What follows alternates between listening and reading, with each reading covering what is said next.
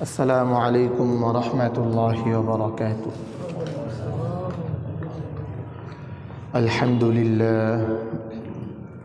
الحمد لله وكفى وسلام على عباده الذين اصطفى.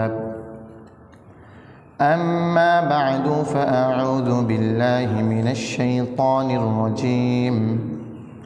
بسم الله الرحمن الرحيم. إن الذين يأكلون أموال اليتامى ظلما إنما يأكلون في بطونهم نارا وسيصلون سعيرا. صدق الله المولانا العظيم وصدق رسوله النبي الكريم ونحن على ذلك من الشاهدين والشاكرين والحمد لله رب العالمين. আমরা সকলেই দুরূদ ইব্রাহিম পড়ে নিই। আল্লাহুম্মা সাল্লি আলা মুহাম্মাদিন ওয়া আলা আলি মুহাম্মাদ কামা সাল্লাইতা আলা ইব্রাহিম ওয়া আলা আলি ইব্রাহিম ইন্নাকা হামিদুম মাজিদ। আল্লাহুম্মা বারিক আলা মুহাম্মাদিন ওয়া আলা আলি মুহাম্মাদ كما باركت على إبراهيم وعلى آل إبراهيم إنك حميد مجيد. আল্লাহ রব্বুল ইজ্জাত ওয়াল জালালের কাছে শুকরিয়া জ্ঞাপন করছি। রব্বুল ইজ্জাত ওয়াল জালাল আমাদেরকে সাইয়্যিদুল আইয়াম সাইয়্যিদুল মাকান মসজিদে জামায়াত হয়ে জুমা পূর্ববর্তী কোরআন ও হাদিসের আলোচনায় আসার বসার এবং আমাদেরকে সুস্থতার নিয়ামত দান করেছেন। আমরা আমাদের সেই মালিকের দরবারে মন প্রাণ উজাড় করে দিয়ে কালিমাতুশ শুকর আদায় করে নিচ্ছি। সকলেই বলি আলহামদুলিল্লাহ। দুরুদ ও রহমত বর্ষিত হোক রহমাতাল লিল আলামিন হযরতে মুহাম্মদ মুস্তাফা সাল্লাল্লাহু আলাইহি ওয়াসাল্লামের প্রতি। আল্লাহুম্মা সাল্লি আলাইহি আল্লাহুম্মা বারিক আলাইহি। সম্মানিত হাজিরিন, আজকের জুমার আলোচ্য বিষয় বলার আগে আমরা মৌলিক দুটি বিষয় বুঝি। মনে করেন নোয়াখালীতেই গ্রাম অঞ্চল আছে, শহরও আছে। এখন যে মানুষটা শহরে থাকে, গ্রামের মানুষটা ওই মানুষটাকে একটু মূল্যায়নের চোখে দেখে যে তিনি শহরে থাকেন, শহরের মানুষ। আর মাইজদি শহরের মানুষ যিনি ঢাকায় মনে করেন যে ধানমন্ডিতে থাকে অথবা গুলশান বনানীতে থাকে, ওই মানুষটাকে আরেকটু শ্রেষ্ঠ মানুষ মনে করেন। কেন? কারণ দামি জায়গায় থাকে, যেখানে দামি দামি মানুষরা থাকে তিনি সেখানে থাকেন। আর বর্তমানে আমাদের চোখেও পৃথিবীর আভিজাত্য এলাকাগুলো, ইউরোপ, লন্ডন, আমেরিকায় যদি কেউ থাকে, আমরা মনে করি যে কত দামি মানুষ দামি জায়গায় থাকে। অথচ আল্লাহ রাসূল সাল্লাল্লাহু আলাইহি ওয়াসাল্লাম বলেছেন, মাউদিউ সাউতিন ফিল জান্নাতি খায়রুম মিনাদ দুনিয়া ওয়া মা ফিহা। জান্নাতের 1 ফিট জায়গা, দুনিয়া এবং দুনিয়ার মধ্যে যা কিছু আছে এই সব কিছু যদি এক পাল্লায় রাখা হয়, আর জান্নাতের 1 ফিট জায়গা যদি আরেক পাল্লায় রাখা হয়, আল্লাহ রাসূল সাল্লাল্লাহু আলাইহি ওয়াসাল্লাম বলছেন ওই 1 ফিট জায়গা সমগ্র দুনিয়ার চাইতেও দামি জায়গা। সুবহানাল্লাহ। তার মানে যারা জান্নাতে থাকবে তারা ইউরোপ আমেরিকায় যারা থাকে এদের চাইতেও বেশি দামি না কম দামি? ভাই বেশি দামি। এতটুকু তো ক্লিয়ার, আলহামদুলিল্লাহ। এবার আসেন দ্বিতীয় জায়গায়। যে মানুষ যত দামি মানুষের সাথে থাকে ওই মানুষকে আমরা তত দামি হিসেবে মূল্যায়ন করার চেষ্টা করি। যিনি মেম্বারের সহচর, মেম্বারের সাথে থাকে, এনাকে যত বেশি মর্যাদাবান মনে করা হয়। যিনি মেয়রের সাথে থাকে ওনাকে এর চাইতেও বেশি মর্যাদাবান মনে করা হয়। মেয়রকে বলি নাই, মেয়রের সাথে যিনি থাকে এর মর্যাদা আর মেম্বারের সাথে যিনি থাকে এর মর্যাদা, দুইজনের মধ্যে কার মর্যাদা বেশি? মেয়রের সাথে যে থাকে। আচ্ছা, একজন মেয়রের সাথে থাকে আরেকজন এমপির সাথে থাকে, কার মর্যাদা বেশি? এমপির সাথে যে থাকে। তা আলহামদুলিল্লাহ, তার মানে যার সাথে থাকা হয় তার মর্যাদাকে দেখে যিনি সাথে থাকেন তার মর্যাদাকে নির্ণয় করা হয়। জান্নাত দামি জায়গা, সেই দামি জায়গায় দামি মানুষরা থাকবেন। পৃথিবীর সূচনা থেকে শুরু করে আজ পর্যন্ত এই পৃথিবীতে অসংখ্য নবী রাসূল এসেছেন, সাহাবায়ে আজমাইন এসেছেন, আল্লাহর অনেক প্রিয় বান্দারা ছিলেন। এই সকল মানুষদের মধ্য থেকে জান্নাতে সবচেয়ে দামি মানুষ যিনি, বলেন তো তিনি কে? মুহাম্মাদুর রাসূলুল্লাহ সাল্লাল্লাহু আলাইহি ওয়াসাল্লাম, দু জাহানের বাদশা যিনি, তিনি হলেন জান্নাতের সবচেয়ে দামি মানুষ। সেই দামি মানুষের সাথে, সেই দামি রাসূলের সাথে যিনি থাকবেন তিনার মর্যাদা বাড়বে না কমবে ভাই? তো আমরা তো আলহামদুলিল্লাহ জান্নাতে যাওয়ার কয়েকটি আলোচনা আমাদের গত জুমাগুলোতে গিয়েছে। জান্নাতে যদি রাসূলের সাথে আমাদের থাকা হয় তাহলে আমাদের মর্যাদা বাড়বে না কমবে ভাই? তাহলে এমন কিছু আমল আছে, বান্দা যদি, উম্মত যদি দুনিয়াতে ওই আমলগুলো করে তাহলে উম্মত জান্নাতে যাবে, জান্নাতে রাসূলের সান্নিধ্যেও থাকতে পারবে। সুবহানাল্লাহ। তা আমরা আস্তে আস্তে কয়েকটি আমলের কথা জানার চেষ্টা করি, যেই আমলগুলো দ্বারা জান্নাতে রাসূলের সান্নিধ্যে থাকা যাবে। তাহলে আজকের আলোচ্য বিষয় কি? যে আমলের দ্বারা জান্নাতে রাসূলের সাথে থাকা যায়। 1 নম্বর আমল, ইয়াতিমের লালন পালন করা। 1 নম্বর আমল কি ভাই? ইয়াতিমের লালন পালন করা। এখন ইয়াতিম কে? আমার চোখে এমন পড়ছে, আপনাদের নজরে পড়ছে কিনা, যে জানাজায় গেলে বাবা মারা গেছেন, বয়স্ক মানুষ, তিনার বয়সও মনে করেন যে 40-এর উপরে, 50-এর উপরে, তিনিও দাঁড়িয়ে বাবার জন্য বক্তব্য দিতে গিয়ে এক পর্যায়ে বলেন যে আজ আমাদের বাবা আমাদেরকে ছেড়ে চলে গেলেন, আমাদেরকে ইয়াতিম করে চলে গেলেন। এখন এই ব্যক্তিটা, যেই ব্যক্তি বক্তব্য দিচ্ছেন 40-50 বছর বয়সে, এই ব্যক্তিকে আসলেই ইয়াতিম কিনা? তা এবার আমরা জানার চেষ্টা করি যে ইয়াতিম আসলে কে, বাবা মারা গেলেই কি ইয়াতিম? দেখেন ভাষায় কি বলেন, আল ইয়াতিমুল্লাযী ইয়ামুতু আবুহু হাত্তা ইয়াবলুগাল হুলুমা ফাইযা বালাগা যালা আনহু ইসমুহুল ইয়াতিম। যার বাবা মারা গিয়েছে, যেই ছেলের, পুরুষের বাবা মারা গিয়েছে সেই সাবালক হওয়ার আগে, এই ছেলে হলো ইয়াতিম। ছেলের ক্ষেত্রে বুঝেন, যেই ছেলের বাবা মারা গিয়েছে কখন? সাবালক হওয়ার আগে, তার নাম রাসূল কি বলেছেন? ইয়াতিম। এরপর রাসূল কি বলেন? ফাইদা বালাগ, যখন সে সাবালক হয়ে গেল, জালা আনহু ইসমুহুল ইয়াতিম, তার নামের সাথে যে ইয়াতিমটা ছিল ওই ইয়াতিমটা কাটা চলে গেল। তার মানে সাবালক হওয়ার পরে বাবা থাকুক আর না থাকুক হিসাব না, তখন থেকে সে আর ইয়াতিম না। ছেলের জন্যে ইয়াতিমের শর্ত হলো সে সাবালক হওয়া। এবার আসেন মেয়ের ব্যাপারে কি বলছে, ওয়াল ইয়াতিমাতুল্লাযী মা লাম তাতাযাওয়াজ। মেয়ের ক্ষেত্রে ইয়াতিম হলো ওই মেয়ে, যেই মেয়ের বাবা মারা গিয়েছে কিন্তু এখনও তার বিবাহ হয় নাই। মেয়ের বাবা মারা গিয়েছে কিন্তু এখনও বিয়ে হয় নাই, এই মেয়েকে ইয়াতিম বলা হচ্ছে। মেয়ের ক্ষেত্রে বয়স নির্ধারিত না, ছেলের ক্ষেত্রে বয়স নির্ধারিত, মেয়ের ক্ষেত্রে বয়স নির্ধারিত না, শর্ত হলো বিবাহ। যখন মেয়ে বিবাহ বন্ধনে আবদ্ধ হয়ে যাবে তখন ওই মেয়েকে আর ইয়াতিম বলার সুযোগ নাই। তাহলে আমরা ইয়াতিম বলতে বুঝলাম যে ছেলের ক্ষেত্রে সাবালক হওয়ার আগে যদি বাবা মারা যায় ওই ছেলে ইয়াতিম, মেয়ের ক্ষেত্রে বিবাহ হওয়ার আগে যদি বাবা মারা যায় ওই মেয়ে ইয়াতিম।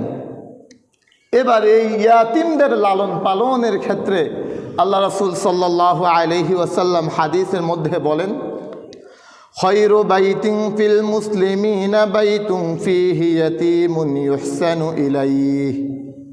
মুসলমানদের ঘরগুলোর মধ্যে ওই ঘর সবচাইতে শ্রেষ্ঠ ঘর, ওই ঘর সবচাইতে দামি ঘর, ওই ঘর সবচাইতে মর্যাদাবান ঘর, যেই ঘরে ইয়াতিমের সাথে উত্তম আচরণ করা হয়। যেই ঘরে ইয়াতিমের সাথে কেমন আচরণ করা হয়? উত্তম আচরণ করা হয়। ওই ঘরকে রাসূল সাল্লাল্লাহু আলাইহি ওয়াসাল্লাম মুসলিম ঘরগুলোর মধ্যে শ্রেষ্ঠ ঘর বলেছেন। এরপরে রাসূল আবার বলেন, ওয়াশাররু বাইতুন ফিল মুসলিমিনা বাইতুন ফীহি ইয়াতীমুন ইউসাউ ইলাইহি। মুসলমান ঘরগুলোর মধ্যে সবচাইতে নিকৃষ্ট ঘর, সবচাইতে জঘন্য ঘর, সবচাইতে খারাপ ঘর ওই ঘর যেই ঘরে ইয়াতিম আছে কিন্তু তার সাথে অসৎ আচরণ করা হয়, তার সাথে খারাপ ব্যবহার করা হয়, তার ভরণ পোষণ সুন্দরভাবে দেওয়া হয় না। ওই ঘরটা হলো সবচাইতে নিকৃষ্ট ঘর। ইয়াতিম আছে কিন্তু ভালো ব্যবহার করা হয় না। এজন্যে ইয়াতিমের সাথে সুন্দর এবং উত্তম আচরণ করা, ইয়াতিমের সম্পদ আত্মসাৎ না করা, তার ভরণ পোষণের দায়িত্ব গ্রহণ করা এবং তার সম্পদ যখন সে সাবালক হয়ে যাবে তার সম্পদ তাকে বুঝিয়ে দেওয়া।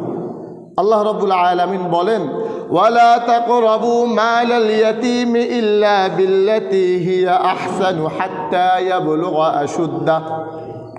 তোমরা ইয়াতিমের সম্পদের ধারে কাছেও যেও না, সৎ উদ্দেশ্য ছাড়া, সৎ উদ্দেশ্য ছাড়া তার সম্পদের কাছেও তোমরা যেও না। কোরআনের আরেকটি আয়াত আল্লাহ রাব্বুল আলামিন বলছেন, ওয়ালা তাতাবাদ্দালুল খাবিসা বিত-তাইয়্যিব। তোমরা ভালো এবং মন্দের সংমিশ্রণ করে ফেলেও না, যে ইয়াতিমের সম্পদ আর তোমার সম্পদ। তুমি বুঝতেছো যে ওই জমিটা রাস্তার পাশের জমি, ওটার দাম অনেক বেশি, আর এই জমিটা বাড়ির পাশের জমি, এটার দাম কম। ওখানেও 10 ডিসিম জায়গা, এখানেও 10 ডিসিম জায়গা। তো আমার তো ভাই মারা গিয়েছে, ভাতিজাকে 9-6 বুঝিয়ে ওকে 10 ডিসিম এখান দিয়ে দিলাম আর আমি ওখান দিয়ে নিয়ে নিলাম। আল্লাহ রাব্বুল আলামিন বলছেন যে এই ভালোর সাথে খারাপের সংমিশ্রণ করো না, সে যেটা প্রাপ্য তাকে তুমি সেটাই দিয়ে দাও। আর যদি এভাবে সংমিশ্রণ করে ইয়াতিমের সম্পদ আস্বাদন করো তাহলে আল্লাহ রাব্বুল আলামিন বলেন, ইন্নাল্লাযীনা ইয়াকুলুনা আমওয়ালাল ইয়াতামা যুলমান ইন্নামা ইয়াকুলুনা ফি বুতুনিহিম নারা ওয়া সায়াসলাউনা সাঈরা। যারা ইয়াতিমের সম্পদ আস্বাদন করবে, ইয়াতিমের হক মেরে নিজে ভালো ভালো খাবে, নিজে ভালো পোশাক পরবে, ভালো খাটে ঘুমাবে, ভালো বাড়ি তৈরি করবে, তার এই ভালো দেখতে ভালো হলেও ইন্নাল্লাযীনা ইয়াকুলুনা আমওয়ালাল ইয়াতামা যুলমা, অন্যায়ভাবে যদি সে ভালোগুলো খায়, দেখা যায় ভালো কিন্তু আসলেই সে ভালো খায় না। ইন্নাল্লাযীনা ইয়াকুলুনা ফি বুতুনিহিম নার, আল্লাহ রাব্বুল আলামিন বলেন আসলে সে আগুন দ্বারা তার পেটকে ভর্তি করছে। নাউযুবিল্লাহ। ইয়াতিমের সম্পদ খাওয়া মানে কি খাওয়া? আগুন খাওয়া। কে বলেছেন? আল্লাহ বলেছেন। ওয়াসায়াসলাউনা সাঈরা, সেই দিন বেশি দূরে নয় যেই দিন তাকে অচিরেই আগুনে ঢুকিয়েও দেওয়া হবে, ওটাও খুব সন্নিকটে। এজন্যে ইয়াতিমের লালন পালন করা, ইয়াতিমের সম্পদ তাকে বুঝিয়ে দেওয়া, ইয়াতিমের সাথে উত্তম আচরণ করা। যারা ইয়াতিমের সাথে উত্তম আচরণ করবে, ইয়াতিমের লালন পালন করবে, ইয়াতিমের কর্ণধার হবে, তাদের ব্যাপারে আল্লাহ রাসূল সাল্লাল্লাহু আলাইহি ওয়াসাল্লাম বলেন, আনা ওয়াকাফিলুল ইয়াতিমি ফিল জান্নাতি হাকাযা। আমি এবং ইয়াতিম জান্নাতে একসাথে এভাবে থাকব। এখন যখন বলছেন যে এভাবে থাকবো, সাহাবায়ে আজমাইন তো রাসূলের দিকে তাকালেন। ওয়াশারা বিসাব্বাবাতি ওয়াল উসতা, ওয়াশারা বিসাব্বাবাতি ওয়াল উসতা। আল্লাহ রাসূল তখন তার এই 2 আঙ্গুল দেখালেন। ইশারায় এই 2 আঙ্গুল দেখালেন যে আমি এবং ইয়াতিমের লালন পালনকারী জান্নাতে এভাবে একসাথে থাকবো। সুবহানাল্লাহ। তার মানে আমরা রাসূলের জান্নাতে সান্নিধ্য পাবো কিভাবে, রাসূলের ওই বিষয়ে আলোচনা করছিলাম। আলোচনার প্রথম পয়েন্ট ছিল ইয়াতিমের লালন পালন করা। আল্লাহ রাসূল বলেছেন যে ব্যক্তি ইয়াতিমের লালন পালন করবে ওই ব্যক্তি এবং আমি জান্নাতে এভাবে একসাথে থাকব, দূরে নয়, একই সাথে থাকব। এই গেল 1 নম্বর পয়েন্ট। 2 নম্বর বিষয়, আল্লাহ রব্বুল আলামিন যখন কোনো বান্দাকে কন্যা সন্তান দান করেন, কি সন্তান বললাম ভাই? কন্যা সন্তান। সন্তান তো ছেলেও হয়, সন্তান মেয়েও হয়। যখন কারো ঘরে কোনো মেয়ে সন্তান দান করেন, ওই ঘরটাকে আল্লাহ রাব্বুল আলামিন একটা রহমতের ঘরে পরিণত করে দেন। সুবহানাল্লাহ। মেয়ে সন্তান আসার সাথে সাথে ওটা রহমতের একটা ঘর হয়, রহমতের একটা টুকরা হয়।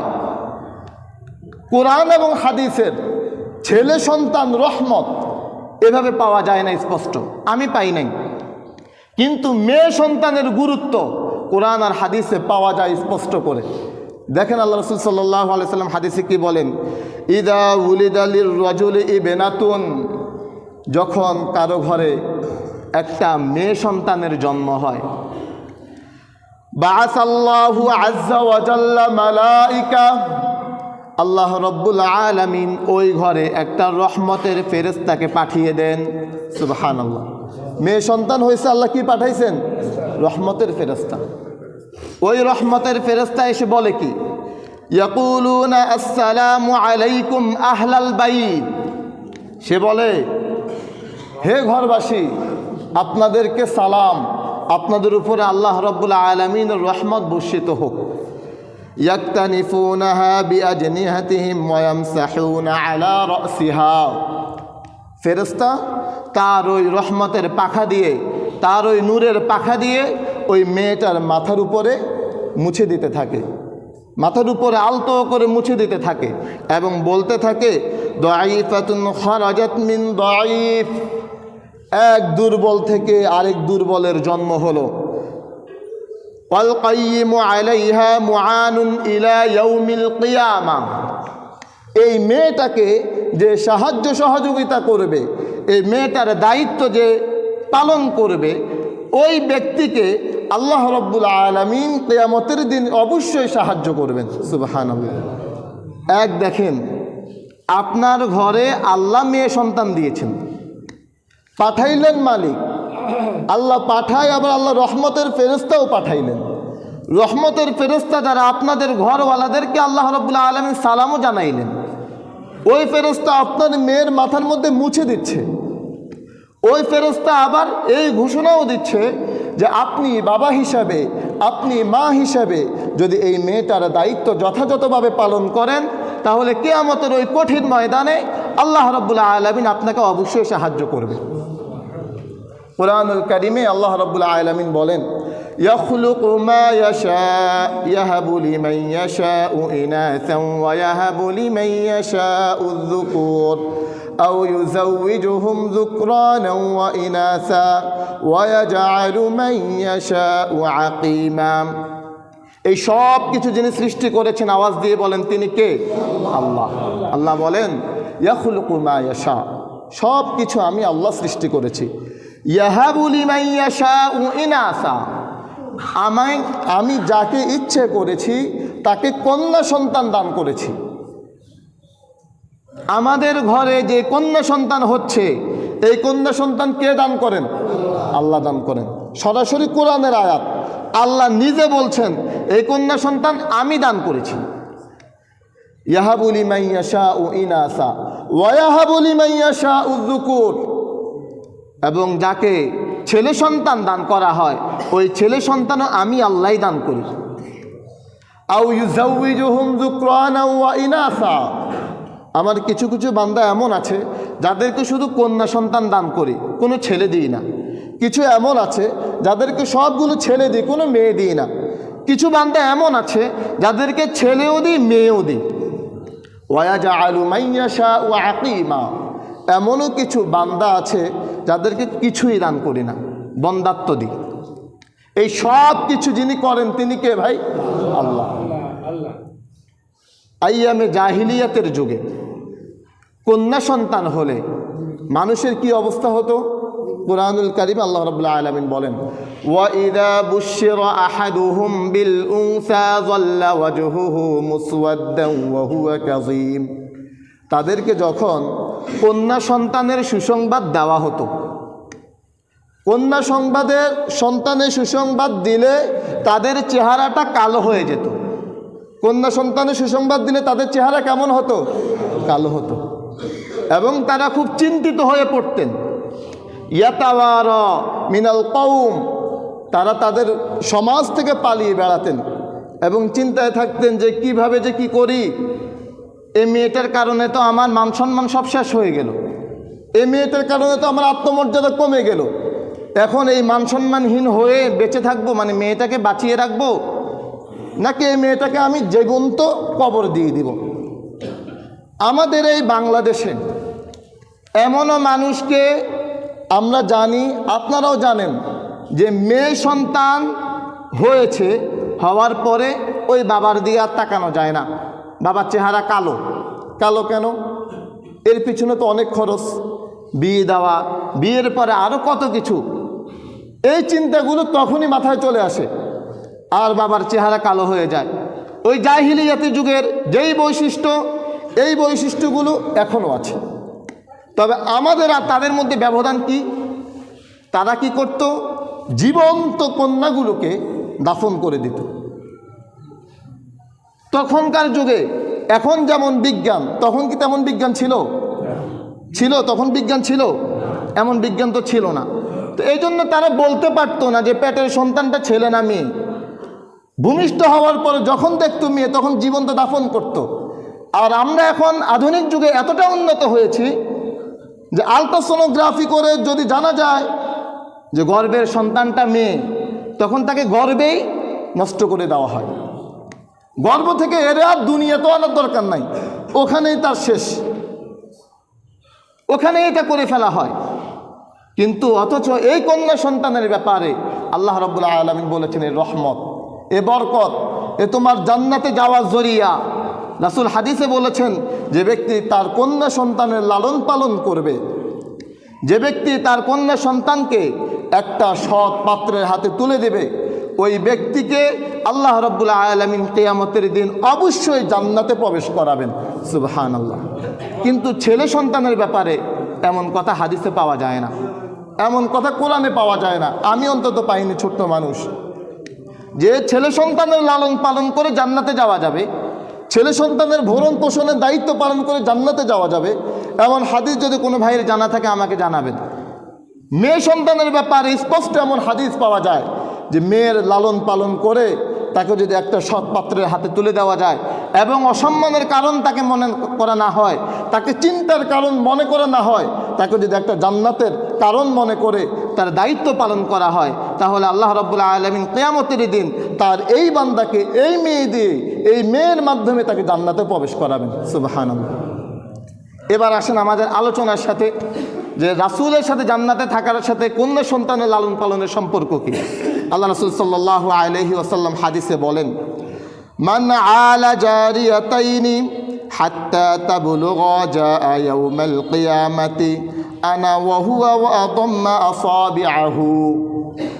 যেই ব্যক্তি তার দুইটা কন্যা সন্তানের লালন পালন করল এবং তাদেরকে সৎপাত্রের কাছে তুলে দিল, ওই ব্যক্তি এবং আমি কিয়ামতের দিন জান্নাতে একই সাথে থাকবো। সুবহানাল্লাহ। ওই হাদিসে বলছে সে জান্নাতে যাবে, আর এখানে রাসূল বলছেন জান্নাতে সে আমার সাথে থাকবে। ওই যে আলোচনা শুরুতে বললাম, একটা হলো যে দামি জায়গায় থাকা, আরেকটা হলো দামি জায়গায় দামি মানুষের সাথে থাকা। যদি আপনি ইয়াতিমের লালন পালন করেন, জান্নাতে যাবেন এবং জান্নাতের দামি মানুষের সাথে থাকবেন। সে দামি মানুষকে রাসূল সাল্লাল্লাহু আলাইহি সাল্লাম।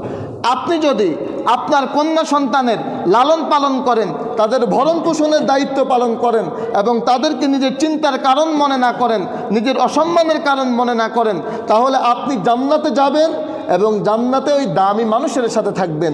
সেই দামি মানুষ হলেন মুহাম্মাদুর রাসূলুল্লাহ সাল্লাল্লাহু আলাইহি ওয়াসাল্লাম। এই হলো মেয়ে। আরেকটা হাদিস, ওই হাদিসে আল্লাহ রাসূল সাল্লাল্লাহু আলাইহি ওয়াসাল্লাম বলেছেন যে বোন, মেয়ে এবং বোন আমরা একই সাথে নিতে পারি এটাকে, যে মেয়েরও দায়িত্ব পালন করা, বোনেরও দায়িত্ব পালন করা। যেই ব্যক্তি তার 2 জন বোনের দায়িত্ব পালন করলো অথবা 3 জন বোনের দায়িত্ব পালন করলো এবং তাদেরকে বিবাহ পর্যন্ত দায়িত্ব পালন করে সৎপাত্রের কাছে তুলে দিল, ওই ব্যক্তির ব্যাপারে স্বতন্ত্র এক হাদিসে আল্লাহ রাসূল বলেছেন ওই ব্যক্তি এবং আমি জান্নাতে একই সাথে থাকব। এই 3টা হাদিস বললাম, ইয়াতিমের লালন পালন, বোনের লালন পালন, মেয়ের লালন পালন, এই 3টা হাদিসের ব্যাপারে রাসূল এই 2টা আঙ্গুল দেখিয়ে বলেছেন যে একই সাথে জান্নাতে এভাবে থাকব। এই আঙ্গুল থেকে এই আঙ্গুলের দূরত্ব অনেক বেশি, যদি এভাবে করিও দেখাই তাহলে কি দূরত্ব অনেক বেশি? মানে 1 ফিট হবে, 1 ফিট কি হবে এটা থেকে এটা? অনেক কাছে না? রাসূল তো কাছে দেখাইছেন আরো। তো যদি রাসূলের সাথে জান্নাতে থাকা যায়, ওই জান্নাত আরও কত দামি জান্নাত। এবার আসেন ভাই 4 নম্বর বিষয়। 4 নম্বর বিষয় আল্লাহ রাসূল সাল্লাল্লাহু আলাইহি ওয়াসাল্লাম বলেছেন, এই হাদিসে রাসূলুল্লাহ সাল্লাল্লাহু আলাইহি ওয়াসাল্লাম বলেন, ইন্না মিন আহাব্বিকুম ইলাইয়া আকরাবিকুম মিন্নি মাজলিসান ইয়াউমাল কিয়ামাহ আহাসিনুকুম আখলাকা। ওই ব্যক্তি আমার কাছে সবচাইতে প্রিয়। রাসূল কি বলেছেন? আমার কাছে সবচাইতে প্রিয়। এরপরে রাসূল আবার বলেন, ওয়া আকরাবিকুম মিন্নি মাজলিসান, এবং কিয়ামতের দিন আমার সবচাইতে নিকটে থাকবে। কয়টা কথা বলছেন? 2টা। 1 আমার সবচাইতে বেশি প্রিয়, 2 আমার সবচাইতে বেশি নিকটে থাকবে। আবার বলেন, প্রথমে কি বলছেন? সবচাইতে বেশি প্রিয়। এরপরে কি বলছেন? সবচাইতে বেশি নিকটে থাকবে। কোন ব্যক্তি? আহাসিনুকুম আখলাকা, যে ব্যক্তি উত্তম চরিত্রের অধিকারী হবে। সুবহানাল্লাহ। কেমন চরিত্রের অধিকারী? উত্তম চরিত্রের অধিকারী। এবার আসেন উত্তম চরিত্র শিখব কার থেকে? উত্তম চরিত্র শিখার জন্যে আল্লাহ রাব্বুল আলামিন এই দুনিয়াতে কাউকে কি পাঠাইছেন ভাই? আপনারা বলেন না, পাঠাইছেন? কে তিনি? মুহাম্মাদুর রাসূলুল্লাহ সাল্লাল্লাহু আলাইহি ওয়াসাল্লাম। আল্লাহ রাসূল নিজেই বলেন, বুইসতু লিউতাম্মিমা মাকারিমাল আখলাক, আমাকে পাঠানোই হয়েছে উত্তম চরিত্রের অধিকারী করে এবং উত্তম চরিত্র শিক্ষা দেওয়ার জন্য। আল্লাহ রাব্বুল আলামিন বলছেন, শুধু পাঠিয়ে নয়, রব সার্টিফিকেট দিয়ে বলছেন, ওয়া ইন্নাকা লাআলা খুলুকিন আযীম, হে রাসূল আপনি মহান চরিত্রের অধিকারী। ভাই, এখানে আমরা যে কয়জন ভাই আছি, পরকাল বিশ্বাস করেন কি করেন না?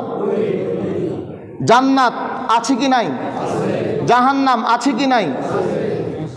আল্লাহ রাব্বুল আলামিন আছেন কি না? আল্লাহ এটাই বলছেন, যারা পরকালে বিশ্বাসী, যারা আল্লাহকে বিশ্বাস করে তাদেরকে রব বলছেন। আর আমিও তাদের জন্য বলছি, তাদের জন্যে যারা রবকে বিশ্বাস করে, যারা পরকালকে বিশ্বাস করে, তাদের জন্য আল্লাহ বলছেন, আমিও তাদের জন্য বলছি। আল্লাহ বলেন, লাকাদ কানা লাকুম ফি রাসূলিল্লাহি উসওয়াতুন হাসানাহ লিমান কানা ইয়ারজুল্লাহা ওয়াল ইয়াউমাল আখির। যারা আখিরাতে বিশ্বাস করে, যারা রবকে বিশ্বাস করে, তাদের জন্যে আল্লাহ রাব্বুল আলামিন রাসূলুল্লাহ সাল্লাল্লাহু আলাইহি ওয়াসাল্লামের জীবনীতে রেখেছেন সর্ব উত্তম আদর্শ। সুবহানাল্লাহ। উত্তম আদর্শ কার জীবনীতে? সবাই বলেন, উত্তম আদর্শ কার জীবনীতে? কোন নেতার জীবনীতে? বলেন ওমা, কোন নেতার জীবনীতে? আমাদের জন্য সবচাইতে শ্রেষ্ঠ নেতা যিনি, তিনি হলেন মুহাম্মাদুর রাসূলুল্লাহ সাল্লাল্লাহু আলাইহি ওয়াসাল্লাম। এবার আখলাক কি জিনিস? আখলাক হলো আমাদের প্রত্যেকটা পদক্ষেপে আখলাক, আমাদের প্রত্যেকটা চাহনি আখলাক, আমাদের প্রত্যেকটা শ্রবণই আখলাক, আমাদের প্রত্যেকটা কথাই আখলাক। আমাদেরকে কথা বলার আগে দেখতে হবে যে আমাদেরকে উত্তম আখলাকের অধিকারী হতে হবে। এবারে উত্তম আখলাকের অধিকারী কার থেকে নেব? মুহাম্মদুর রাসূলুল্লাহ সাল্লাল্লাহু আলাইহি সাল্লাম থেকে নেব। কথা বলার আগে দেখব তিনি কিভাবে কথা বলেছেন, আমি সেভাবে কথা বলবো। আমি যদি তার মতো করে কথা বলতে পারি তাহলে আমি উত্তম চরিত্রের অধিকারী হতে পারি। বুঝাতে পারলাম কিনা ভাই? উত্তম চরিত্রের অধিকারী হতে হলে উত্তম চরিত্রওয়ালা থেকে ওই আখলাক নিতে হবে। আমাকে যদি টয়লেটে যেতে হয়, আমাকে দেখতে হবে রাসূল কিভাবে টয়লেটে গিয়েছেন। আমাকে যদি মসজিদ থেকে বের হতে হয়, আমাকে দেখতে হবে রাসূল কিভাবে মসজিদ থেকে বের হয়েছেন। আমাকে যদি মসজিদে প্রবেশ করতে হয়, আমাকে দেখতে হবে রাসূল কিভাবে মসজিদে প্রবেশ করেছেন। আমাকে যদি খেতে হয়, আমাকে দেখতে হবে রাসূল কিভাবে খেয়েছেন। আমাকে যদি মুআমালাত মুআশারাত ব্যবসা বাণিজ্য করতে হয়, আমাকে দেখতে হবে রাসূল কিভাবে ব্যবসা বাণিজ্য করেছেন, তিনি কিভাবে মুআমালাত করেছেন, তিনি কিভাবে মুআশারাত করেছেন। কেন দেখব?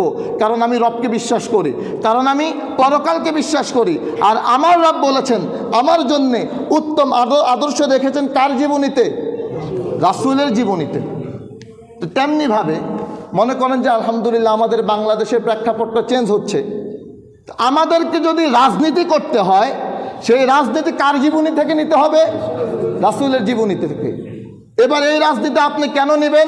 কারণ আপনি যদি বলেন আপনি রবকে বিশ্বাস করেন, আপনি যদি বলেন আপনি পরকালকে বিশ্বাস করেন, তো আপনার জন্যে রাসূলের জীবনীতে উত্তম রাজনীতি করার আদর্শ আল্লাহ রাব্বুল আলামিন রেখে দিয়েছেন। বুঝাতে পারলাম কিনা ভাই?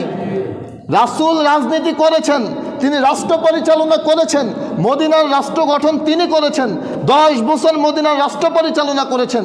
ওই রাজনীতির আদর্শ আমাদেরকে নিতে হবে। আমরা কারা? আমরা যারা পরকালকে বিশ্বাস করে তাদের জন্য, আমরা যারা আখিরাতকে বিশ্বাস করি তাদের জন্য। এবার আপনি চিন্তা করে দেখেন আপনার জীবনীতে আপনি যেই রাজনীতি করেন, আপনি রাষ্ট্র পরিচালনায় যে রাজনীতি করতে চান, ওই রাজনীতি রাসূলের জীবনের সাথে মিলে কিনা। যদি মিলে তাহলে আপনি রাসূলকে উত্তম আদর্শ হিসেবে গ্রহণ করেছেন, যদি না মিলে তাহলে আপনি উত্তম আদর্শ হিসেবে গ্রহণ করেন নাই। যাদের অ্যালার্জি থাকে ওনারা অনেকেই আমাদের এই মসজিদে চলেন আলহামদুলিল্লাহ। অনেক জায়গায় এমন চলে যে মিম্বারে বসে, মসজিদে বসে হুজুরের রাজনীতি করে। এই মিম্বার রাসূলের মিম্বার, এই মিম্বারে বসে রাসূল রাজনীতি করেছেন, এই মিম্বারে বসে রাসূল জিহাদ করেছেন। রাসূলের মিম্বারে বসে আমি রাসূলের রাজনীতির কথা বলতে পারবো না, এটা কেমন কথা? আপনার অজ্ঞতার পরিচয়, আপনি জানেন না, আপনার অজানা যে রাসূল রাজনীতি যে করেছে। আমাদেরকে রাজনীতি করতে হবে কার আদলে? রাসূলের আদলে। আমাদেরকে রাজনীতি করতে হবে কোরআনের আদলে। এটা আমি কাদের জন্য বললাম? যারা আল্লাহকে বিশ্বাস করে তাদের জন্যে। এটা আমি কাদের জন্য বললাম? যারা আখিরাতকে বিশ্বাস করে তাদের জন্যে। ক্লিয়ার তো ভাই? জি। তো বলছিলাম যে উত্তম আদর্শ হওয়া, উত্তম আদর্শ শিখব কার থেকে? রাসূলের থেকে। আল্লাহ রাসূল সাল্লাল্লাহু আলাইহি সাল্লাম বলেছেন রাজনীতি করাও সুন্নাত। মসজিদে ডান পা দিয়ে ঢোকা এটা যেমন সুন্নত, মসজিদ থেকে বাম পা দিয়ে বের হওয়া এটা যেমন সুন্নত, রাসূলের রাজনীতি করা এটাও সুন্নত। আল্লাহ রাসূল বলেছেন মান আহাব্বা সুন্নতি ফাকাদ আহাব্বানি, যে আমার সুন্নতকে ভালোবাসলো সেজন্য আমাকেই ভালোবাসলো। ওয়ামান আহাব্বানি, আর যে আমাকে ভালোবাসলো কানা মাই ফিল জান্নাহ, সেজন্য জান্নাতে আমার সাথেই থাকবে। সুবহানাল্লাহ। তো রাসূলকে ভালোবাসা মানে রাসূলের সাথে জান্নাতে থাকা। এবার আপনি ডিসাইড করেন, আপনি সিদ্ধান্ত নেন আপনি রাসূলের সাথে জান্নাতে থাকবেন কিনা। যদি আপনি রাসূলকে নেতা হিসেবে মেনে নেন তাহলে আপনি রাসূলের সাথে জান্নাতে থাকবেন। যদি আপনি রাসূলকে নেতা হিসেবে না মানেন তাহলে এবার আপনার সিদ্ধান্ত, আপনি কার সাথে থাকতে চান। প্রিয় ভাই, তো বলছিলাম যে আমাদেরকে উত্তম আদর্শওয়ালা হতে হবে।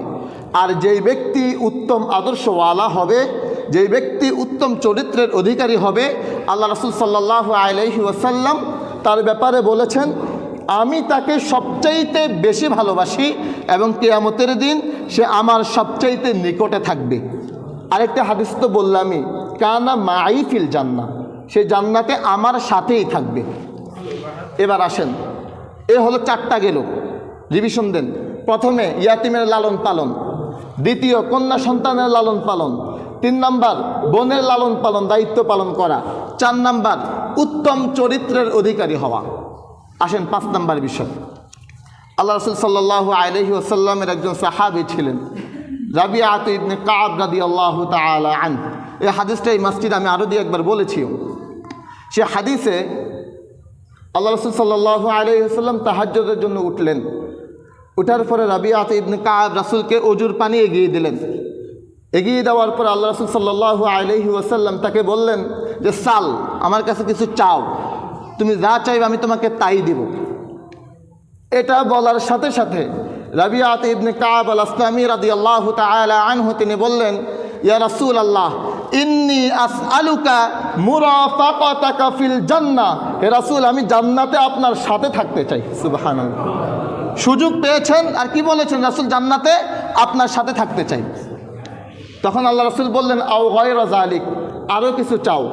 মানে হাদিসের ভাষায় এটা বোঝা যায় যে রাসূল এটা বুঝাতে চাচ্ছেন যে তুমি দুনিয়ার কিছু চাও, তুমি স্বর্ণ অলংকার চাও, তুমি মুদ্রা চাও, তুমি জায়গা জমি চাও।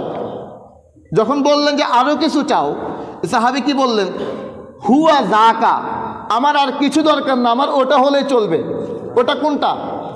জান্নাতে কার সাথে থাকতে চায়? রাসূলের সাথে থাকতে চায়। এবার রাসূল তাকে বলতেছেন যে ফাআইন্নি আলা নাফসিকা বিকাসরাতিস সুজুদ, যদি জান্নাতে আমার সাথে থাকতে চাও তাহলে তুমি বেশি বেশি করে সেজদা দাও। জান্নাতে থাকতে চাইলে বেশি বেশি কি করতে বলেছেন? সেজদা দিতে বলেছেন। সেজদার আমল আল্লাহ রাব্বুল আলামিন বলেন ওয়াসজুদ ওয়াকতারিব, আমার বান্দা যখন সেজদা দেয় আমার বান্দা তখন আমার সবচেয়ে নিকটে চলে আসে। সুবহানাল্লাহ, আল্লাহর কাছে আল্লাহর নিকটে যাওয়ার সবচাইতে শ্রেষ্ঠ আমল, সবচাইতে শ্রেষ্ঠ কাজ হলো সেজদা দেওয়া। সেজদা দিয়ে রবের যত বেশি নিকটে যাওয়া যায়, পৃথিবীর আর কোনো আমল দিয়ে রবের তত বেশি নিকটে যাওয়া যায় না। আকরাবু মা ইয়াকুনুল আবদু মির রাব্বি ওয়া হুয়া সাজিদ, যে ব্যক্তি সেজদা দিল সে রবের তত বেশি নিকটে চলে গেল। প্রিয় ভাই, যেই মানুষ নামাজি মানুষ আজ হয়তো অসুস্থতার কারণে এই কপালটা লাগিয়ে, জমিনের মধ্যে কপালটা লাগিয়ে সেজদা দিতে পারে না, ওই মানুষের আত্মনাদ, ওই মানুষকে জিজ্ঞাসা করেন যে ভাই আপনি যে ঠিকভাবে সেজদাটা মাটিতে লাগিয়ে দিতে পারেন না, আপনার কাছে কেমন লাগে? এক বুক ফাটা আত্মনাদ করবে যে আমি আমার মালিককে কপালটা লাগিয়ে সেজদা দিতে পারি না। এক কষ্ট অনুভব করবে যে আমি আমার এই কপালটা লাগিয়ে আমার মালিককে সেজদা দিতে পারি না। অসুস্থতার কারণে হয়তো এভাবে করে সেজদা দেয়, কিন্তু এই কপালটা লাগিয়ে সেজদা দেওয়া কত প্রশান্তির ওটা তিনি বুঝেন, যিনি দিতে পারেন না। যিনি দিতে পারেন তিনি এখনও হয়তো ওভাবে না বুঝলেও তিনি বুঝেন এই কষ্টটা কি। তো ভাই এখনও সুযোগ আছে যে এই কপালটা লাগিয়ে রবকে সেজদা দেন। এই জীবন যে মালিক দিয়েছেন ওই মালিককে সেজদা দেন। এমনও অনেক মানুষ পাওয়া যায় যে নামাজ পড়ে না, শুধুমাত্র শুক্রবার টু শুক্রবার, বছর টু বছর মসজিদে আসে আর নিজের পরিচয় মুসলমান বলে। আমার জানতে চাওয়া, আমার বুঝতে চাওয়া, যেই ব্যক্তি নিজের পরিচয় মুসলিম বলে কিন্তু নামাজ পড়ে না, এই ব্যক্তি যে নিজের দাবিতে সত্যবাদী, এই ব্যক্তি যে মুসলিম তাকে বলেছে কে? তিনি আমাকে এটা বুঝিয়ে দেখ যে হুজুর এই যে আমি এক সপ্তাহ নামাজ পড়লাম না, এই এক সপ্তাহ আমি মুসলিম ছিলাম, কোরআনের এই আয়াতে আছে। নামাজ না পড়েও আপনি মুসলিম, এটা কোরআনের কোন আয়াতে আছে? নামাজ না পড়েও আপনি মুসলিম, এটা কোন হাদিসে আছে? বলেছে কোন হুজুর, কোন আলেম বলেছে, কোন শ্রী সাহেব বলেছে? আপনি আমাকে দেখান যে আমি নামাজ না পড়লেও আমি মুসলিম, ঠিক আছে। কিন্তু আমি তো হাদিসে পাচ্ছি মান তারাকাস সালাতা মুতাআম্মিদান ফাকাদ কাফার, যে ব্যক্তি এক ওয়াক্ত নামাজ ছেড়ে দিল সেজন্য কুফরি করলো। আরো কঠিন করে বললো সেজন্য কাফের হয়ে গেল।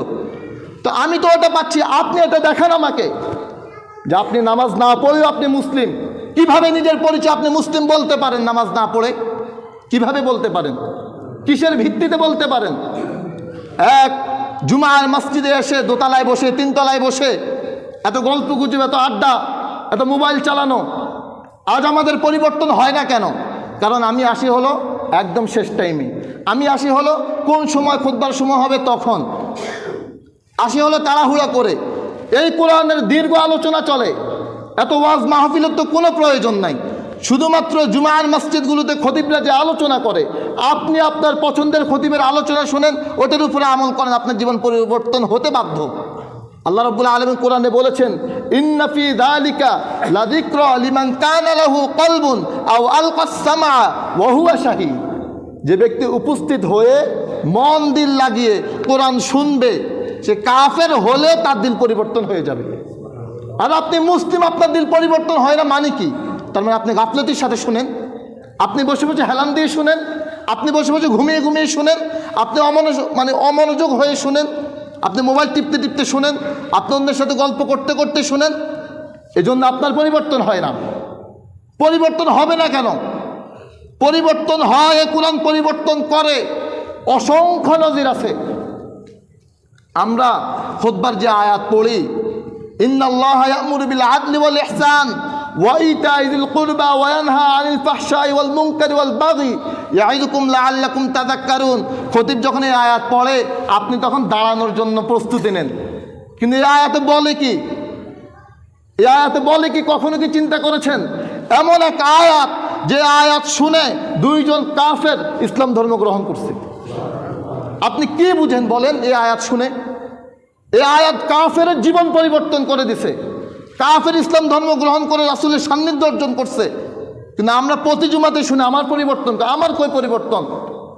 যে শুনে তার পরিবর্তন কই? ওই যে গাফলতির সাথে আমরা শুনি।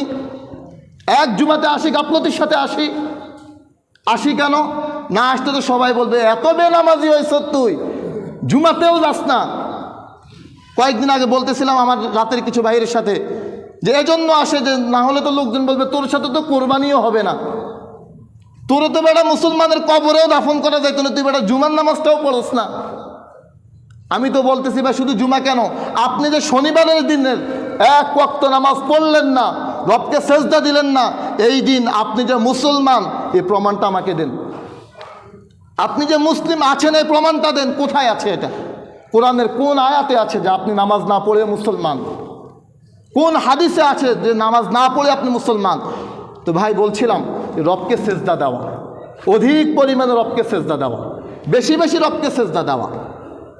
আসেন 3 নম্বর 5 নম্বর বিষয়গুলো, 6 নম্বর বিষয় বলে আমরা আলোচনা শেষ করি। 6 নম্বরে আল্লাহ রাসূল সাল্লাল্লাহু আলাইহি ওয়াসাল্লাম বলেন, আওলান নাসি বি ইয়াউমাল কিয়ামাতি আকসারুহুম আলাইয়া সালাহ। কিয়ামতের দিন ওই ব্যক্তি আমার সবচাইতে বেশি নিকটে থাকবে, আমার সাথেই থাকবে। কোন ব্যক্তি? যেই ব্যক্তি আমার উপরে বেশি বেশি দুরূদ পাঠ করে। সুবহানাল্লাহ।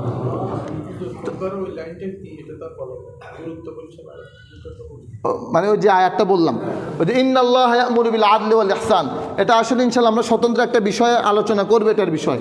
এই আয়াতে আল্লাহ রাব্বুল আলামিন 3টা আদেশ করেছেন, 3টা নিষেধ করেছেন। এই আয়াত শুনে এই 2 জন কাফের ইসলাম ধর্ম গ্রহণ করেছে। একজন কাফের ইসলামের ব্যাপারে সুস্পষ্ট একটা বক্তব্য দিয়েছে, একদম কাফের শীর্ষ নেতা আবু জাহেল, উতবা, সাইবা, এদেরও দাদা নেতা, যে সেই নেতা এই আয়াতের ব্যাপারে বলছে যে মুহাম্মদের এই আয়াত তার এই দিনকে ঠেকাতে পারবে না, এটা আরও উচ্চ হবে, এটা আরও এগিয়ে যাবে, কোনো কিছু দিয়ে এটাকে দবিয়ে রাখা যাবে না। ইনশাআল্লাহ আমরা এই আয়াতের উপরে স্বতন্ত্র আলোচনা করব। আর এই আয়াত সম্পর্কে যদি আপনারা জানতে চান, তাফসির ইবনে কাসির, তাফসিরে বাইজাবি, তাফসিরে ফাতহুল কাদির, এইগুলোতে আপনারা দেখিয়ে নিন ইনশাআল্লাহ। তো এই আয়াতের এই ব্যাখ্যাগুলো পেয়ে যাবেন যে কে কে ইসলাম ধর্ম গ্রহণ করেছে, তাদের নামসহ আছেন। তা আমরা সর্বশেষ যে পয়েন্টটা বললাম, যে রাসূলের প্রতি বেশি বেশি দুরূদ পাঠ করা। একবার যদি কেউ বলে সাল্লাল্লাহু আলাইহি ওয়াসাল্লাম, বলেন, এটা দুরূদের স্বতন্ত্র আলোচনা আমরা বলেছিলাম যে একবার বললে তার আমলনামায় আল্লাহ রাব্বুল আলামিন 10টা নেকি লিখে দেন, তার আমলনামা থেকে 10টা গুনাহ কেটে দেন, তার মর্যাদা আল্লাহ রাব্বুল আলামিন 10 গুণ বাড়িয়ে দেন। তো শুক্রবার দিন এমন এক দিন, যেই দিনের ব্যাপারে রাসূল বলেন যে আফদালু আইয়ামিকুম ইয়াউমুল জুমআহ, সবচাইতে শ্রেষ্ঠ দিন, সপ্তাহের সবচাইতে শ্রেষ্ঠ দিন হলো জুমার দিন। এই দিনে তোমরা আমার প্রতি বেশি বেশি দুরূদ পাঠ করো। ফা ইন্না সালাতাকুম মা'রুদাতুন আলাইয়া, কেননা তোমাদের সালাত আমার কাছে পৌঁছানো হয়। তো আজকের দিনেও আমরা বেশি বেশি আমলটা করার চেষ্টা করব। আমরা সর্বসাকুল্যে রাসূলের সাথে জান্নাতে থাকার 6টা আমলের কথা বললাম। কয়টা আমল ভাই? 6টা। 1 নাম্বার, ইয়াতিমের লালন পালন করা। 2 নাম্বার কন্যা সন্তানের লালন পালন করা, 3 নাম্বার বোনের লালন পালন করা, 4 নাম্বার উত্তম চরিত্রের অধিকারী হওয়া, 5 নাম্বার অধিক পরিমাণে সেজদা দেওয়া, 6 নাম্বার বেশি বেশি দুরূদ পাঠ করা। আল্লাহ রাব্বুল আলামিন আমাকে সহ আপনাদেরকে আমল করার তৌফিক দান করুন। ওয়া আখিরু দাওয়ানা আলহামদুলিল্লাহি রাব্বিল আলামিন।